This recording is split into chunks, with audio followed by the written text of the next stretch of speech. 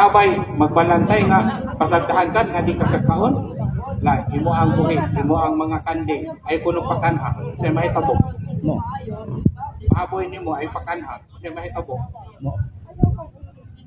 Paupod kita, pag di nagani ka, alimahan, tagdon ang mga kadagkuhan, luoy panandumot ang mga katawhan. Wala mo kaon na nagpasura. Ang Ginoo, templo na sila sa atong Ginoo.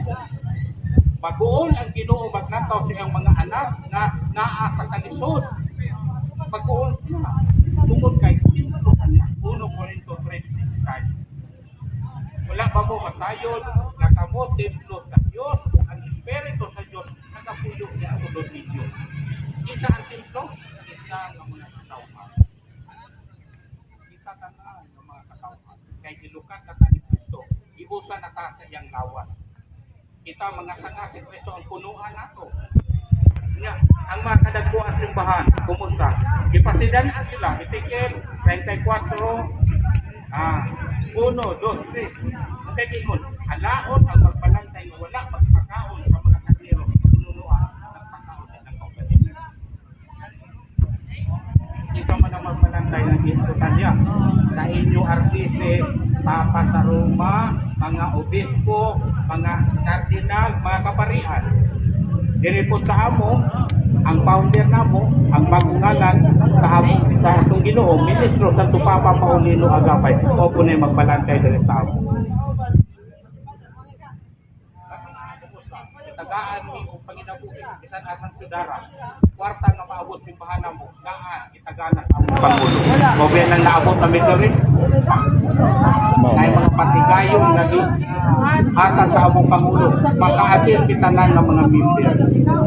Kumusta karon kamo mga artiste naabot? Sa Biblia.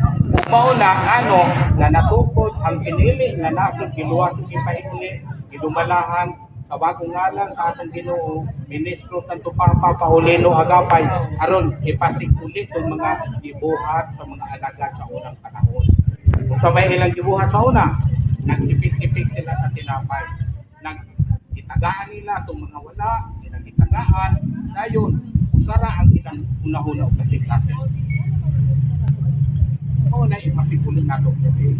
Kaya ang mga kadagkuan sa simbahan, o ginay maiguan ng mga kasunat diri kay sila man mo ay naabdan, sila mo'y kitagaan sa ikapulo o mga halad.